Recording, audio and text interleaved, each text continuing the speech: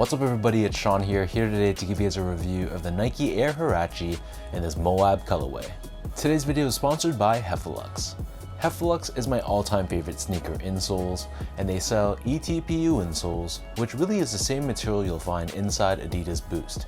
So if you're looking to add some additional comfort inside your shoes, be sure to check out their website, which I've linked down below in the description box. You'll see they sell a variety of different insoles, so depending on the type of insole density and the cushioning setup you're looking for, you're going to find there's a suitable insole for anyone. So I've been a paying customer of Heffelux for years now, and I find them to be extremely comfortable.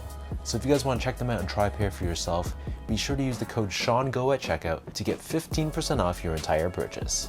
So this right here is the Nike Air Huarache, and the colorway for this shoe is inspired by the colorway of the original Nike Air Mowabb.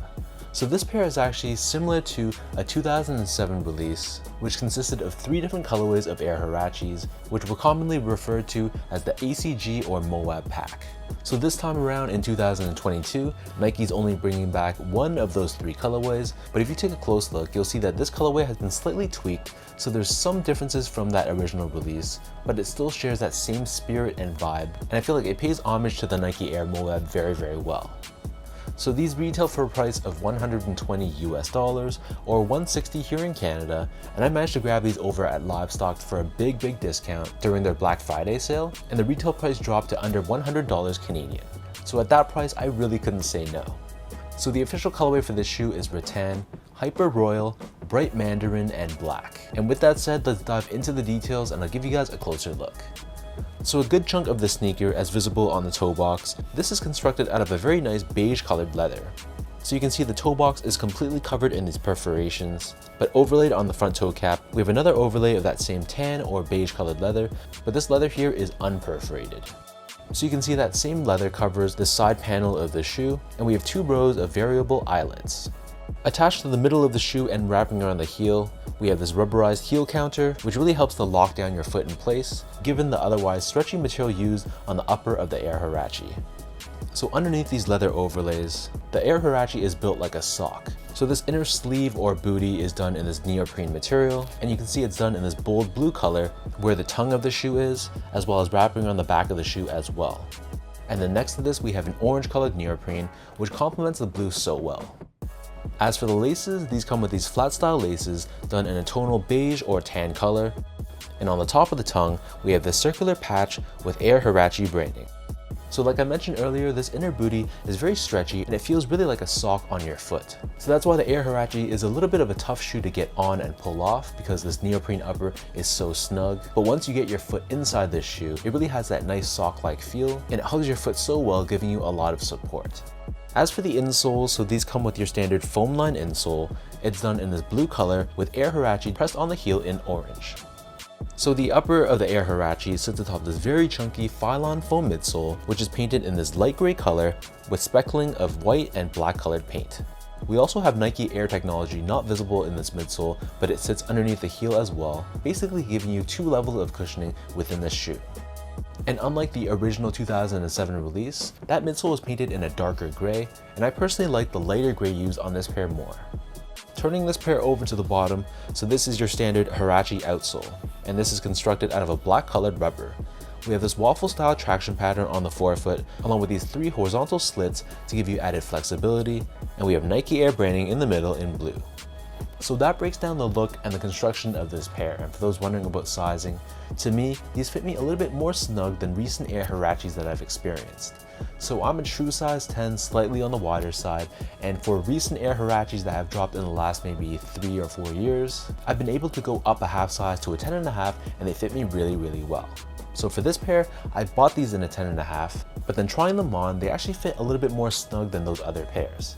So I think in an ideal world, a size 11 for me, so that's a full size up, would have been the better bet, because just going half size up left me pretty much no space between the edge of my toe and the top of the shoe.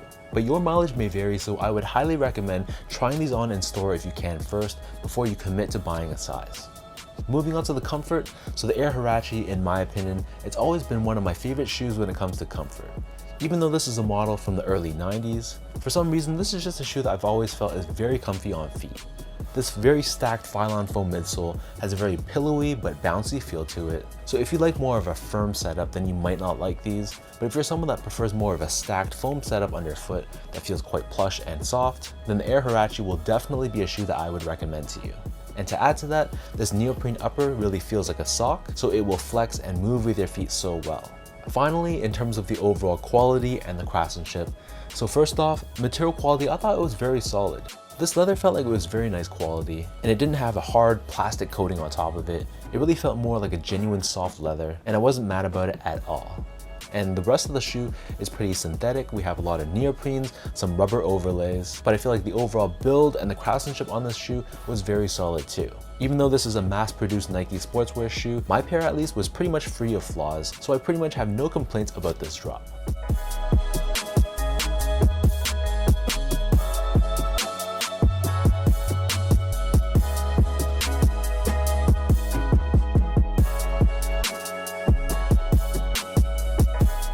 So with all that out of the way now, let's toss these on feet and I'll show you guys how these look.